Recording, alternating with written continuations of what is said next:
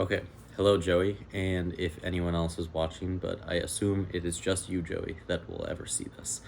Um, this is the first video in our YouTube series where we prompt each other with questions and the other person answers, and then at the end of their video, they ask a new question that the other person answers. And I don't think they need to be related in any way. That might limit us too much. And so, whatever question you end up coming up with does not have to be related to this. But when I was trying to think of what to ask as the very first question, was like, there's a lot of pressure here to come up with the perfect question, the perfect first question to ask in this series. But the more I thought about it and like tried to perfect it of like what you might like the most, or like what would be the most interesting to research, or what would be the easiest for the first video, I was like, no, I'm not gonna overthink this. I don't think there is a perfect first. And so that leads me to my question and where it came from. And so, a slight story time.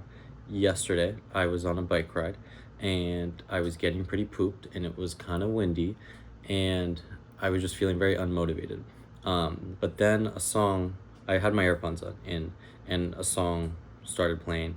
I think it was a Wallow song. I forget what the exact song was, but it was pretty fast tempo and was able to motivate me to really push hard in that stretch. And I don't think if I didn't have that music, I would have been able to push myself in that same way.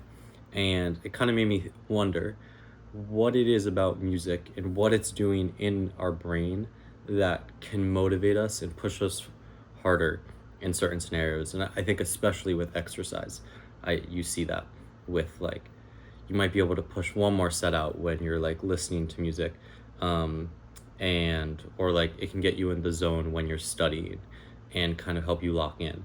And yeah, my question is, in what does music do to your brain to help you focus in some scenarios and push you harder?